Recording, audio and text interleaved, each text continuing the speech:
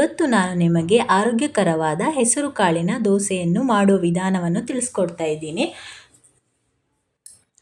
ಅದಕ್ಕೆ ಒಂದು ಪಾತ್ರೆಯಲ್ಲಿ 1 ಕಪ್ ಹೆಸರುಕಾಳನ್ನು ತೆಗೆದುಕೊಂಡಿದ್ದೀನಿ. ಅದಕ್ಕೆ 1 ಕಪ್ಪು ದೋಸೆ ಅಕ್ಕಿನ ತಗೊಂಡಿದ್ದೀನಿ.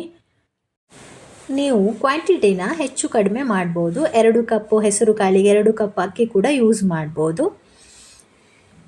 ಮಿಕ್ಸ್ ಮಾಡಿ ಒಂದು 3ರಿಂದ 4 ಸಲ ವಾಶ್ ಮಾಡಿ ಅದಕ್ಕೆ ನೀರು ಹಾಕಿ ಓವರ್ ನೈಟು ನೆನೆಸಿ ಇಡಬೇಕು.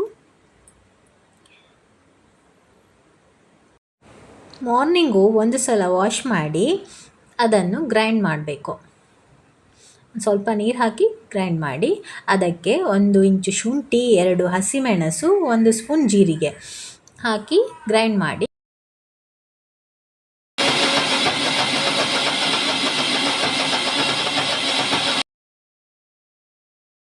ಇವಾಗ ನಮ್ಮ ದೋಸೆ ಹಿಟ್ಟು ರೆಡಿಯಾಗಿದೆ.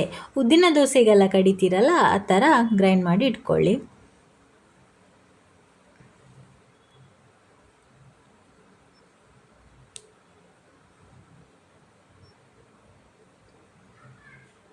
ಒಂದು ಸ್ಪೂನ್ ಉಪ್ಪು ಹಾಕ್ತಾಯಿದ್ದೀನಿ. ನೀವು ನಿಮ್ಮ ರುಚಿಗೆ ತಕ್ಕಷ್ಟು ಉಪ್ಪನ್ನು ಸೇರಿಸ್ಕೊಂಡು ಮಿಕ್ಸ್ ಮಾಡಿಕೊಳ್ಳಿ.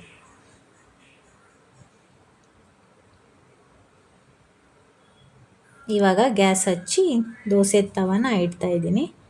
ಹಾಗೆ ನೀವು ಕನ್ಸಿಸ್ಟೆನ್ಸಿ ನೋಡ್ಬೋದು ಹೇಗಿದೆ ಅಂತ. ಈ ಥರ ಇದ್ದರೆ ಸಾಕಾಗತ್ತೆ.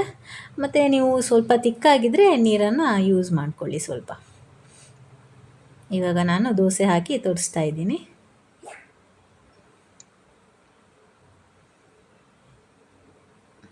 ಚೆನ್ನಾಗಿ ಬರುತ್ತೆ.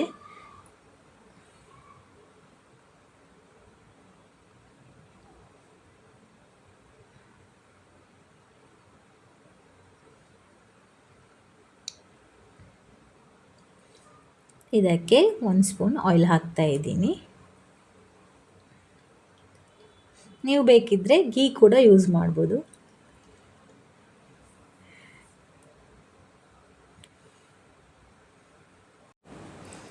ಇದಕ್ಕೆ ನಾನು ತುರಿದಿಟ್ಕೊಂಡಿರೋ ಕ್ಯಾರೆಟು ಹಾಗೆ ಚಿಕ್ಕದಾಗಿ ಹಚ್ಚಿರೋ ಈರುಳ್ಳಿನ ದೋಸೆಯ ಮೇಲ್ಗಡೆ ಯೂಸ್ ಮಾಡ್ತಾ ಇದ್ದೀನಿ. ನೀವು ಬೇಕಾದರೆ ಕೊತ್ತಂಬರಿ ಸೊಪ್ಪನ್ನು ಚಿಕ್ಕದಾಗಿ ಚಾಪ್ ಮಾಡಿ ಹಾಕ್ಬೋದು.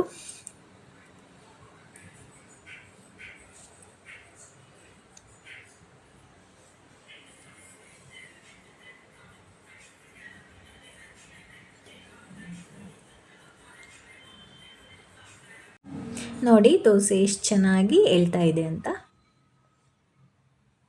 ತುಂಬ ಕ್ರಿಸ್ಪಿಯಾಗಿರುತ್ತೆ ಹಾಗೂ ಈ ಟೇಸ್ಟ್ ಕೂಡ ಚೆನ್ನಾಗಿರುತ್ತೆ. ಕ್ರಿಸ್ಪಿಯಾದ ದೋಸೆನ ನೀವು ಮನೆಯಲ್ಲಿ ಮಾಡಿ ನೀವು ಟೇಸ್ಟ್ ಮಾಡಿ ಹೇಗೆ ಬಂದಿದೆ ಅಂತ ನನಗೂ ಹೇಳಿ. ದೋಸೆ ಮಾಡಿಬಿಟ್ಟು ನನಗೂ ಒಂದು ಕಮೆಂಟ್ ಮಾಡಿ, ನೀವು ಮಾಡಿದ್ರಂತ ನಾನು ಖುಷಿ ಪಡ್ತೀನಿ. ಎಲ್ಲರಿಗೂ ಧನ್ಯವಾದಗಳು. ಮುಂದಿನ ವಿಡಿಯೋದಲ್ಲಿ ಸಿಗೋಣ.